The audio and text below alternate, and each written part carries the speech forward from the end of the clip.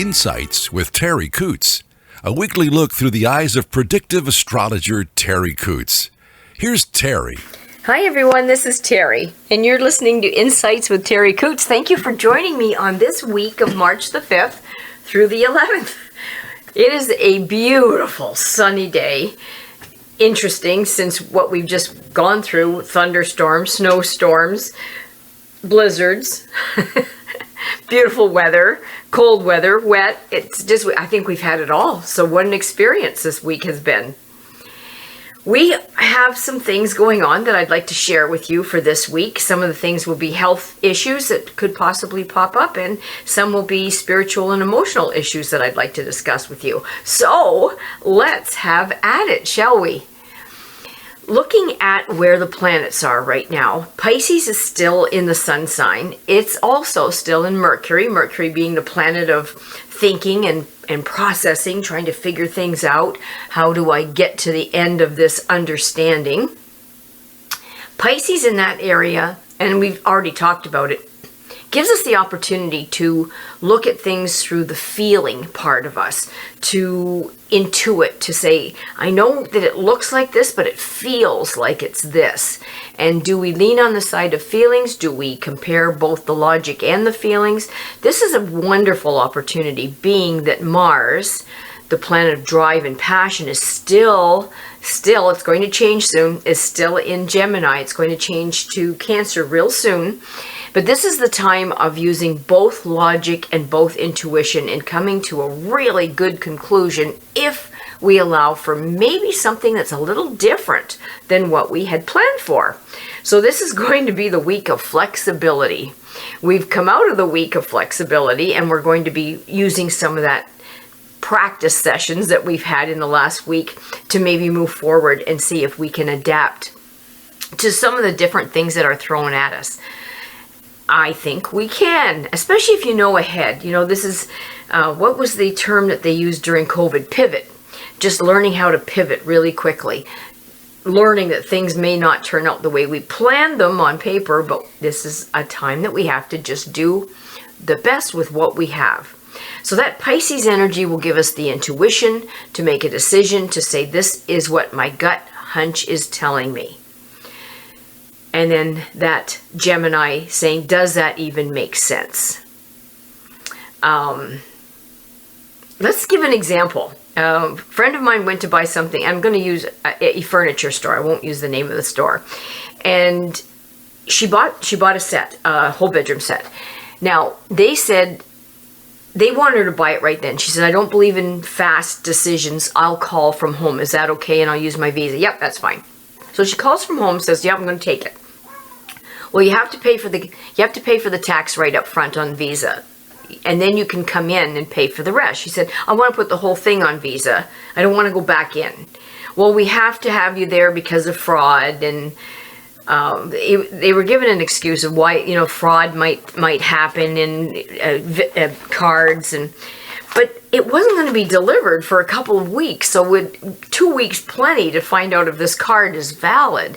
And she was about to make a whole trip, a good distance back, to just hand the Visa card in to pay the balance. She had already done the tax over the phone with Visa. Didn't make sense. It doesn't make sense to take a whole day to drive for that. So we've got the logic and we've got the feeling. So when she came to a conclusion, she just called and said, here's the choices I'm going to give you. I can be into Windsor on a day next week. I'm already going, so I don't mind doubling up. To take another day to do this doesn't make sense to me. You've already got the tax paid. If that's not acceptable, we will just stop this whole thing. So the logic said it's not making logical sense. The intuition said they'll probably give in. And they pretty well did. So she saved herself a day, really, because you can't drive into Windsor, at least when you're out like I am, and just pop back. It's a day. So then you're in, you grab this, and actually you spend more money because you're in Windsor, blah, blah, blah, right? So it's about pivoting, trying to find an acceptable answer for both, compromising, trying to figure out how do we all meet in the middle. That's where we are right now with where the planets are. Just because somebody tells you have to do something, you don't have to stampede. There might be a middle ground here. So that's what's being offered to us for our career, for our family life, for everything. How awesome is that? And then in Venus is Aries. Now that's not, I don't think, is the best place for Aries and Venus. Venus is a planet of love, beauty, attraction, mushy. And Aries is impulsive and fiery. Well, yeah, you put the two of them together, we could rush into a relationship, rush into impulsive decisions. I want that. The bedroom suite, did she really need it? That kind of thing. So be very cautious about what impulses you will be experiencing in the next little bit. Does it make sense to you? And is it a good thing for you in the long run? It's just something to look at. Because we could be impulsive. Oh yeah, I'll get this, I'm going to do this, I'm going to do this. And we get into the middle of it and we think, what was I thinking? Now health-wise, through the week, the beginning to the middle of the week, we really are going to have to keep an eye on our tummies, the small intestine, the digestive tract. If you have any pancreatic issues, diabetes, anything like that, it can be a very vulnerable time for you. So don't overeat, and try to look at what types of foods. Are they too greasy for something that you can tolerate? Everybody's different, but we'll have tender tummies through the week. Towards the middle of the week to the end of the week, watch the kidneys. If you have kidney stones, if you normally have bladder infections or urinary tract infections, this is where it may rear its head. So just kind of keep an eye on that. The beginning of the week will support order and clarity and trying to get ourselves a little neater. If you need to clean something out, perfect time in the beginning of the week. You'll have more impetus to get that pair of jeans that you're never going to fit into again, or wear out of the closet and gone. The pots that are there that you don't need, that they're just taking up space. Good time to get stuff moved along to people that could use it. Value Village, all those places that somebody could use it or take advantage of it. So you're not hoarding and you're not harboring something that somebody else could take advantage of and use. Towards the middle of the week, we'll be looking more for balance and harmony. We'll be in a really good place to compromise, to look at the middle ground of everything. Really nice for that. The end of the week, we'll be looking at deep feelings. Scorpio will be in the moon position. When Scorpio is in the position of the moon, we'll want deep conversations. We'll want to understand each other's feelings. We'll want to dive deep. Now, things on the surface, that's not going to satisfy us. So look for books that are deep and will allow you to make more of yourself, to look at things from a way that maybe you haven't entertained before. You'll be willing to scuba dive here with your feelings. The number that was given to us that combines with where the planets are for this week is 6. And that's about choices. And that fits beautifully with what we're going to be experiencing. Number 6 forces us to make choices, puts us in that position. And of course, who doesn't want to make the right decision in the face of emerging opportunities? We all do. So number 6 will help us to maybe look at, with these opportunities that might be coming up, and it could just be an opportunity to clean the house, could be an opportunity to train the dog, could be an opportunity to sit down and talk with a member of the family and get things straightened out. Romantic relationships, family, home, will be the foundations for success with number 6. Number 6 really supports that. So if you're in a romance and you want to sort some things out in a good way, Virgo in the moon will help you do that at the beginning of the week. The middle of the week, Libra in the moon will help you come to a compromise and find balance, order, and harmony. How neat is that? And it'll help us to meet the expectations of our partner and our partner to meet our expectations. Now that could be work and it could be relationship. It could be both.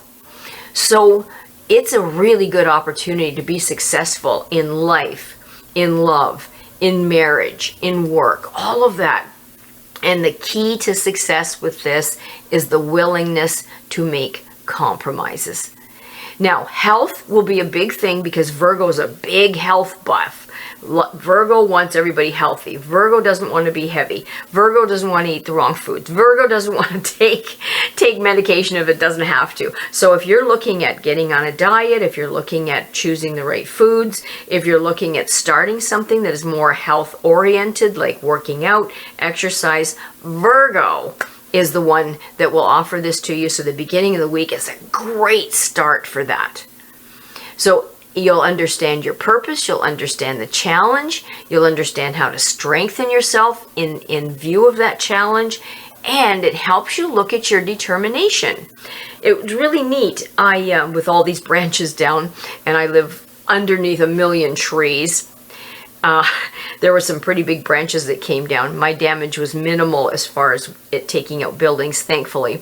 But I couldn't get in to feed the ducks because a huge branch had fallen over the shed and it tented the shed. It could have destroyed the shed. Thankfully, it did not.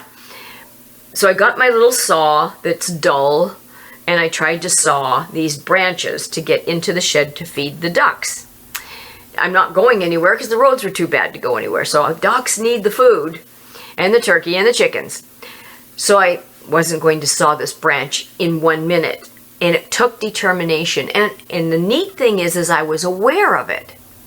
I was aware that each time I pulled and pushed that little tiny saw, that it did a binding thing, so it wasn't always effective, but a little bit of sawdust came out.